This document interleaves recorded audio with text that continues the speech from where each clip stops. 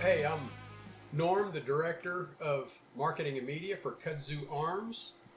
And I'm Chris Bailey, President, Emperor, and Czar of Kudzu Arms, as well as insignificant little peon, too. Right. I work for him.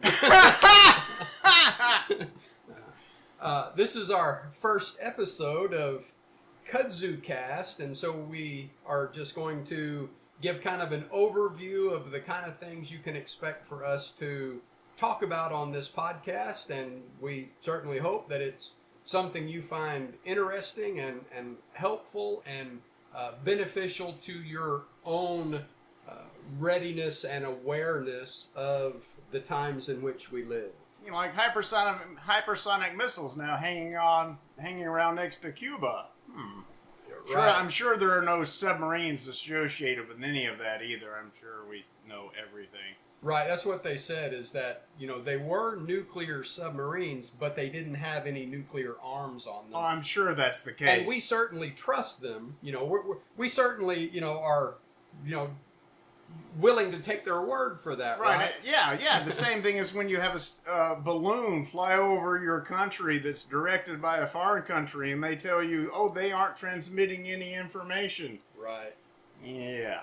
I heard somebody just yesterday talking about how they live close to a major Air Force base, and the Chinese balloon that, you know, just kind of strayed across the country hung out over that Air Force base for several hours. So, nothing to be concerned about, folks. Go on about your business. Don't be prepared. Don't worry. Trust your government. That's the point of this podcast. Yes. Will they come after me?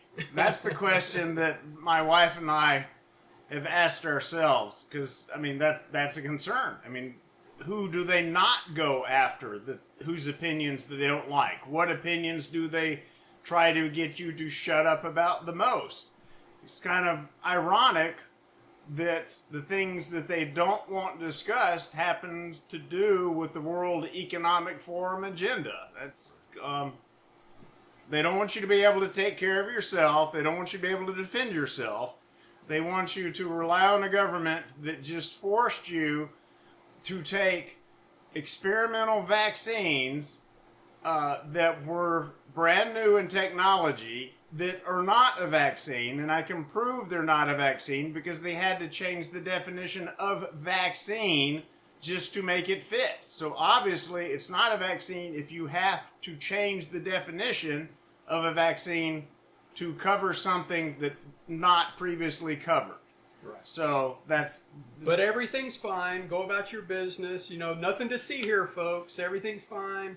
And that's the message of Kudzu Cast in the coming episodes. And you don't need an AR. We just happen to Right. have them lying around. That's Total coincidence. Yes. So we do talk a lot about self-reliance and being prepared to take care of yourself, because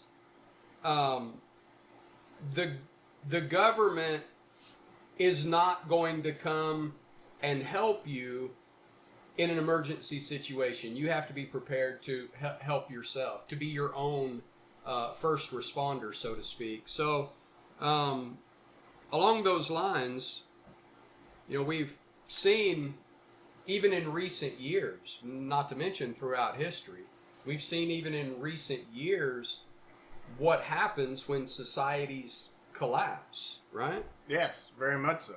I mean, this was a history question of a history course at Emory. China built the Great Wall, Rome fell, explain.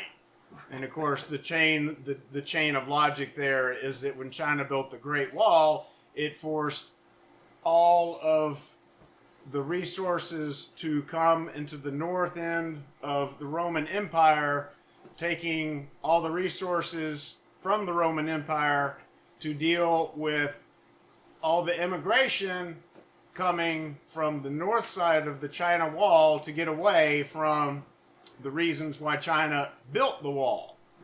And even in more recent times, a very immediate example of societal collapse is what happened a few years ago in Venezuela. You want to talk about? Well, I mean, you have lots of natural resources, and everybody thinks the thing to do is to take advantage of those natural resources, let the government run it, and we'll all get a part of the pie. And what happened was you didn't get part of the pie collapsed. Right. And then you end up with just crumb crusts for everybody else. And the average person is left behind, and it just allows for greater corruption to come in and take place. And when the Venezuelan system collapsed, what came in to fill the gap? What took over, and what was the effect on the population of Venezuela? Yeah. It was a socialist government that took over, right? Socialism, and Would it take over, or did the people initiated it thinking it was a good thing? Populations are often Manipulated. to think that the answer to the current problems, which are engineered problems to begin with, right? That the answer to the current issues is greater government control, is socialism. But we heard the stories about how the grocery stores in Venezuela were full and everything was plentiful until they transitioned to a socialist government, and then the shelves were empty. There was nothing in the grocery stores, and crime was rampant, and things went downhill really, really bad. You can't change from a system like we have to a socialist system without inherent corruption, because you have to pick the winners and the losers. And so the ones that are picked as winners side with the government sides with them, and everybody else gets just kind of pushed out of the way. And in the end, it's a detriment because there is no competition. Nothing has to be as transparent as it used to be.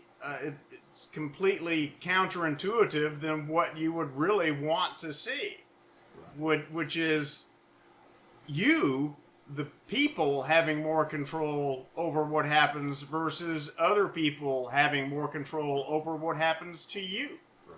I mean, that's one reason why I feel that the government is pushing electric vehicles. It's not because it's better for the environment, because if you start tracing back where that power comes from the electric vehicle, it's still coming from other sources. I mean, certainly wind and solar cannot be counted on still days where the wind doesn't blow and cloudy days where there is no sun. And it doesn't solve the problem of what happens with nighttime. You have to have supplemental power sources to help prop up the, quote, natural green energy that, when you look at the process of how it's done, is not all that green. Do you really think China, in charge of the mining of the rare earth metals, is cleaner than the United States would do with standard drilling and fracking? Is that... And what about the batteries that you need for the electric vehicles and for the solar power to fill up the batteries when the sun is there, so that you have it when the sun's not there? Same thing with the windmills and all of this stuff. You have to have these batteries that the so-called clean energy charges up these batteries that you're actually using for your power, and are those batteries actually environmentally friendly? Well, the other thing, too, is that right now those batteries of huge capacity able to store power to help power the grid don't exist yet. Right. That technology does not exist. Right. And when you look at all of these things, do you suppose that these top-level scientists that are pushing the government agenda of green energy and all of this stuff that's kind of being crammed at us, do you think that those top-level scientists don't know that that's not actually reliable sources of energy, and that fossil fuels at our current level of technology is really the only viable source of energy, of production and sustainability and productivity, that these top level scientists don't know that? Or is it purposeful? Well, I know what I think. And it's just about manipulating people, Right. not about changing the environment. Because at It's the one new time, communism, well, I used to. basically. Well, yes. Well, it's the vehicle that brings it about. Right. I mean, can you imagine how far COVID would have gotten if you had Hillary in power? How much damage would that have brought about? Right. I'm glad Trump was in there. He was the one element that wasn't counted on at that point in time in my belief system. And why they're doing anything and everything, even to the point of being so blatantly obvious about it, that even the most radical hardline leftist is now looking and saying, hey, wait a minute, something's wrong with this situation, where they're doing anything and everything that they can possibly do to prevent Trump from getting back into power. Why is that? What are they so afraid of? And I think it's what you just said, that in these engineered kind of instigations to move toward a globalist society. You mean nudge? You mean how they nudge us along? How Yes, they're I'm being nudged. Yes. Trump's not a globalist. Trump, was not someone that they could count on to go along with the globalist agendas. And he had policies and governed in a way that was anti-globalist, and they're doing everything they possibly can to keep him from getting back into power, from getting his second term that was yeah, well, because his agenda goes directly against their agenda. right. That's exactly You look at what's happening in the United States, letting in the millions of immigrants there. You look at what's going on in Europe, letting in millions of immigrants there. I mean, certainly none of this is happening by accident. I mean, it's, the green agenda isn't taking place purely by accident. None of this stuff is happening by coincidence right now. That's the scary thing. And that's what they don't want to be discussed, is the fact that none of this is by chance. And they can call this conspiracy theories, but yet, okay, Eisenhower's last speech that he gave had to do with warning people about the industrial military complex, and then the next president that gets assassinated, and we're supposed to just assume that there's no relationship between those at all, even though all of the CIA information concerning the assassination was supposed to be released, and yet it hasn't.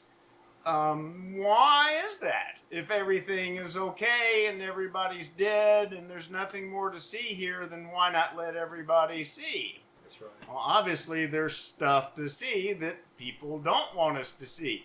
Kind of like why somebody might, I don't know, destroy 30,000 emails that came to their server when they were State Department head, and you don't want people to know what you do, so you break the law. Nobody knows. That's right. And nobody knows what was in those emails. Oh, she printed them out. Who the theoretical person we're talking about was communicating with, right? No. We have no idea what those communications were about. She printed all of those out. They were preserved. I mean, I'm sure there was nothing that was inappropriate that was deleted by such a stately and trustworthy person as the person that we're talking around right now, who has a husband that like to go to the Epstein Island, and there's nothing more to see here, folks. Right, Let's look nothing the here. other way. Look over there, a squirrel. Yeah. Oh, look, bad guy with rifle wearing an American flag shirt. Right. Ooh. Yeah, right. Right. So that's why we talk about the things that we do, about the necessity of being prepared, of preparation, because the only person or people that you know for sure that you can count on is you and your community, your little network, that Your enclave of who you trust. right. You know, if things get bad, who do you protect and why? How do you go about making such decisions? Who can you trust when things get really bad? Right. So we have to develop a mindset of self-reliance, and to, instead of thinking who's going to come take care of me, thinking, am I prepared to take care of myself? What if nobody comes right. to take care of me? Right. What if nobody comes? Am I prepared to take care of myself, my family, my community, and am I in a community of people that are prepared to help me in that, to be prepared and to take care of whatever needs taken care of in God forbid, emergency situations. What risks are inevitable?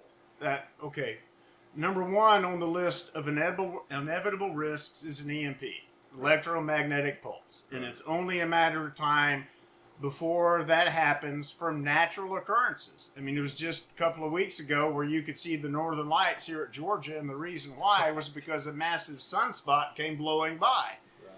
Well, when that happens, you can generate very powerful electrical currents wherever you have long, continuous metal strands of wire, or in some cases rail. All of those things, when you have a huge magnetic force come by, can generate electricity that travels those corridors. And where do they go?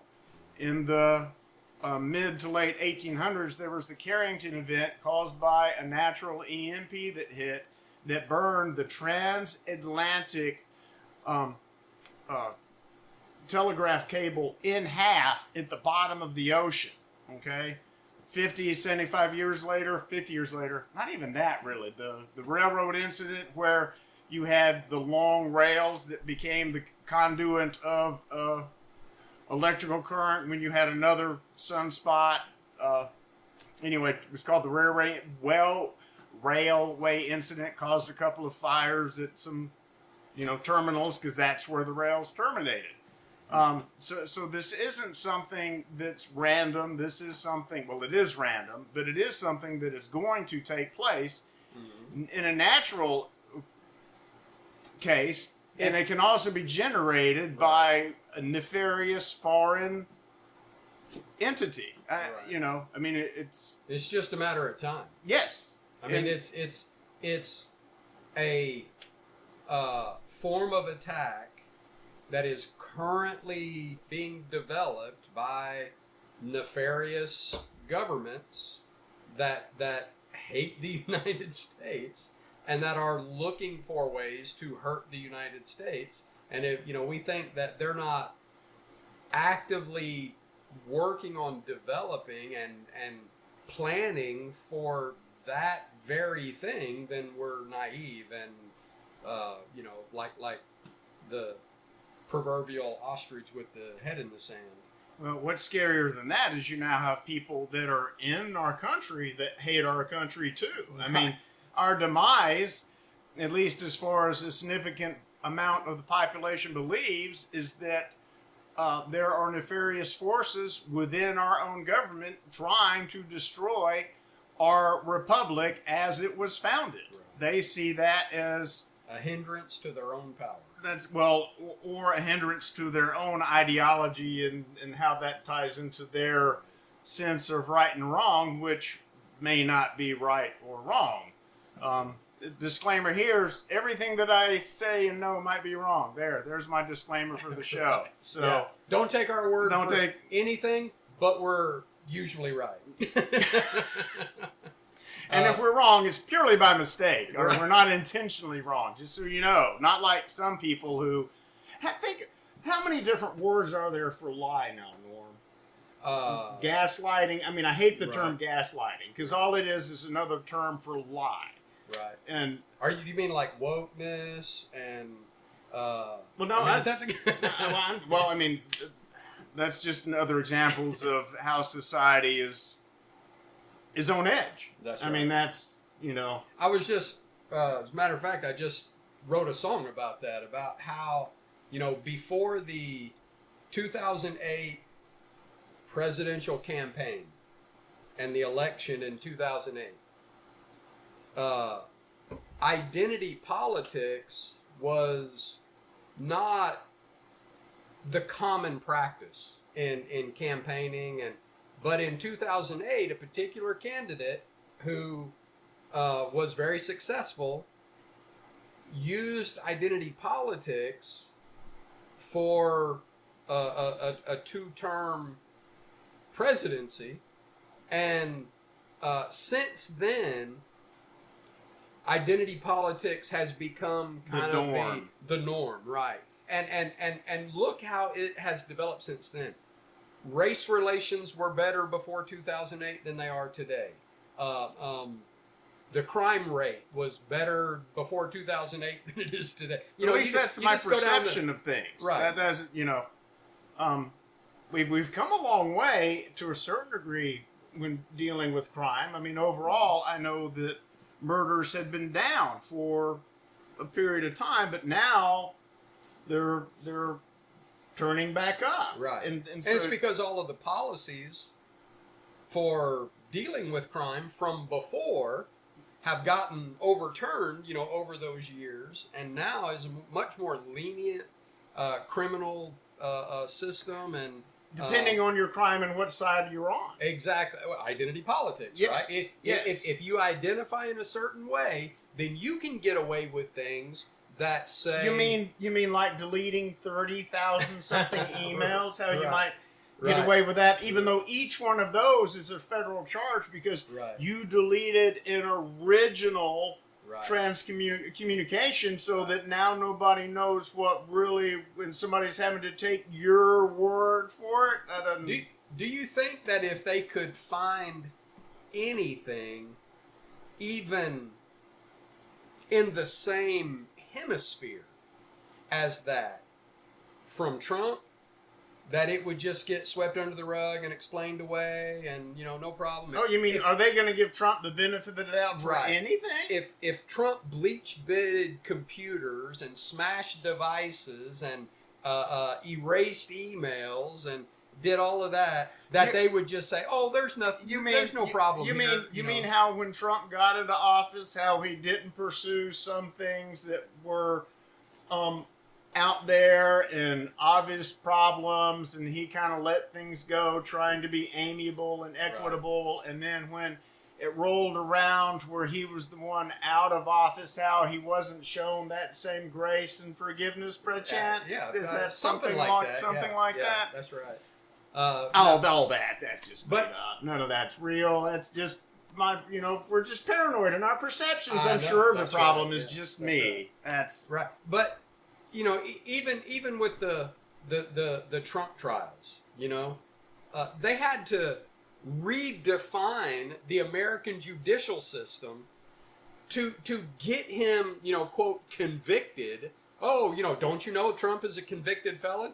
Look at the standards that they had to manipulate to make that happen, right? If they had any actual crimes that he had committed, any actual things like we were just talking about with deleting National Archive information, essentially, a cover up and a proven legitimate cover up, that they would have to manufacture the kind of things that they've had to manufacture and manipulate the legal system itself, you know, to get a so-called conviction on Trump. No, they would have, you know, come at him with everything they had if he did even anything close. They did come at everything that they had. That's exactly it. At nothing. Yes. No, I'm saying if he had actually done something. Right. Yes. Then there's no way that it would have, he would have been able to cover it up and explain it away. And But on the other But he side, hasn't. I mean, that's the whole thing. That's my point. They Yes. haven't been able to find anything that's legitimate, right. Yes. so they had to make up stuff. They had to manipulate stuff and just totally destroy our judicial system. But the thing is that you have a certain segment of the population that isn't aware enough of what's outside of their bubble for them to understand what was actually done. The problem is that they view it as legitimate, and they see us as being the ones that are out in left field. Right. And that's the sad state of affairs. And that's what goes back to the point I was trying to make: is how many different words are there now for lie? Mm-hmm. That we tolerate dishonesty on a level that we used to not tolerate at all. Right. I mean, we used to have. What should be clearer than one's morality? I mean, now it seems to be the more moral thing is to be less moral. Now, how is that right. Higher morality? Right. It's more virtuous to be open to sin, right, and debauchery, and the more twisted your sense of reality is, then from our current culture's perspective, the more virtuous you are. You know, if you live in this fantasy realm where men can be women and women can be men, and you know everything is based on skin color, and if you're of this skin color, then you're automatically a better person than somebody of this skin color. It seems like that used to be called racism. Yes, it did. And the thing is, it still is racism, right? And that it's not. But it's considered virtuous. That's the point, right? In a certain direction, it's virtue, right? And we've lost all sense of morality in our current society. Yeah. And it goes back to what I was just saying. It's because of identity politics and how that evolved into this wokeness and cancel culture. And if you're on the right side of the spectrum, right, then you can't do anything right. Everything you think and do is wrong and to be criticized and to be demonized. But if you're on the left side of the spectrum, then it doesn't matter how just totally nuts your ideas are. Oh, they're just so praiseworthy and virtuous, and it's gets back to being prepared. And the thing is that if you don't have self-reliance, you very quickly can find yourself in a life or death situation. Mm-hmm. I mean, if an EMP did happen, which a government may or may not have any control over in any way, shape, or form, our government may not have a choice if it actually hits of whether or not they can help you. Right. I was asked once to do a talk on EMPs to the Boy Scouts Association in the Atlanta area of the Boy Scout leaders, because I studied EMPs for my own purposes and ran across it. Obama did a study concerning the potential harm of an EMP by our own government's investigatory determinations. Within 1 year of a large EMP event occurring, 90% of the population of the United States is dead within a year, depending on the severity of the EMP, what's taken down, what's not taken down. There's some discrepancy over what still operates in the event that one hits. And a lot of that has to do with how severe the hit is. So some people say cars will run, other people say cars won't, some people say cell phones will work, other people say cell phones won't. But it is possible that nothing works. That's 90% of 400 million people. 390 million people is what 300. that study projected to die. Right. Right. 360 million people. So that means that the population of the United States 1 year after a major EMP would be 40 million. From getting close, have we crossed 400 million yet? Or It's 350 is what I have in my mind, but that number is old. right. So I mean, just estimating 400 million, going from 400 million to 40 million in 1 year period of time. That's pretty terrifying. And what happens? And what happens during that period of time when one hits? Besides whether it's natural or a foreign entity doing so, do you think other foreign countries, if that occurs and they're not hit by it, are gonna just hang out, help us out, send over some water? No. By the end of that 1 year period of time, we would be. How long? The survivors of that would be living under another government, for sure. I'm sure that if that happened, that Alaska would still be part of the United States. Oh, sure. And Hawaii, right? Yeah. Right. Hawaii. Nobody would bother Hawaii. Nobody wants Hawaii, right? That's Or or Alaska. I mean, Yeah. I know that for a fact that there aren't any natural resources of value anywhere under all of that surface area that's practically the size of the continental United States. I'm sure there's nothing there to be found or utilized by anybody at this point in time. I'm sure that it would be as important to the Chinese of maintaining the natural tundra frozen for the caribou as it is for us saving the frozen tundra for the caribou. So if there's nobody there to see an environmental disaster, is it a disaster? Is it an environmental disaster? That's a good question. That's right. So now that we've, let everybody know the kind of podcast they're getting in for, right? Here, the kind of things that you can expect to see in the coming podcast. You see Chris's patented undergun here. We'll talk about that and talk about firearm safety and the different kinds of firearms that a prepared household should have. Those kind of things. Well, if you can't count on somebody else being there, you have to be able to take care of yourself. Okay, so what does that mean? Well, you know the basics: food, shelter, and water. Right. The economy's bad. I know it's really tough on everybody to try to stock up on food. Rice and beans still go as far as anything else.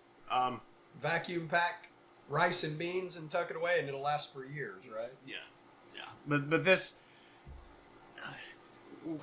you will be covering some survival stuff. It's not the entire focus of the podcast. We're going to be bouncing around a fair amount because, quite frankly, there's more going on than can possibly be discussed. And there's obviously a thirst for conversations about these matters because podcasts have taken off. People want to learn. They want to know what's going on. And they are not able to trust traditional sources of information. And unfortunately, that has been engineered. Right. And Chris knows how to be prepared. So you're going to want to hear what he has to say. I don't know.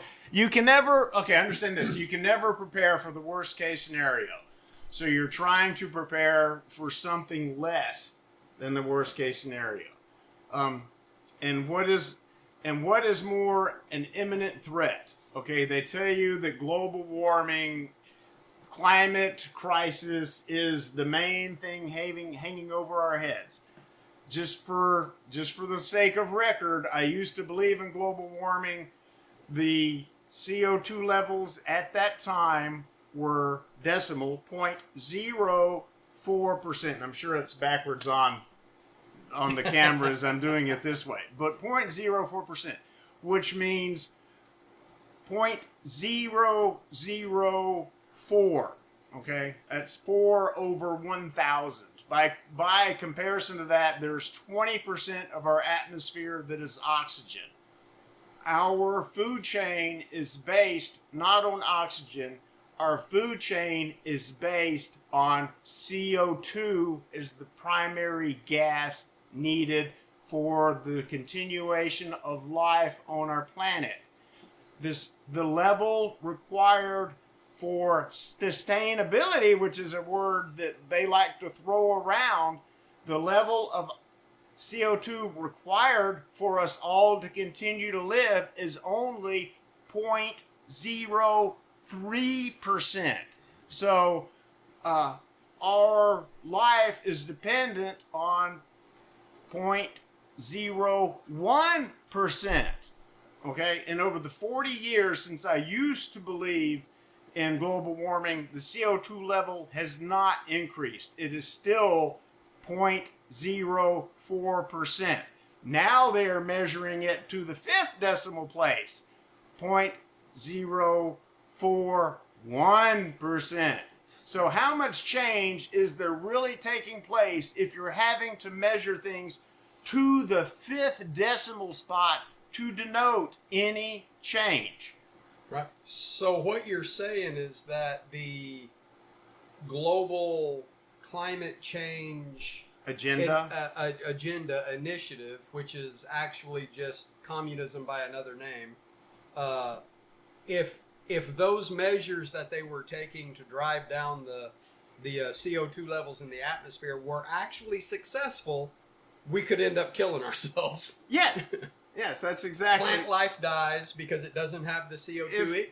Plants breathe CO2 and then give us oxygen. It's almost like somebody designed it to work that way. Yeah, they take the carbon and they hold on to it and they give the oxygen back. Right. That's the reason why if you weigh a plant, weigh all the water that you add, that your plant will weigh more than the weight of the water plus the plant, because it's taking CO2 from the atmosphere to allow it to grow. If you don't have CO2, they don't grow. Yeah. So let's keep trying to drive that down and see what happens. And when they say that the amount of CO2 that we're putting into the atmosphere has never happened in history, go back and please look at some massive volcano eruptions.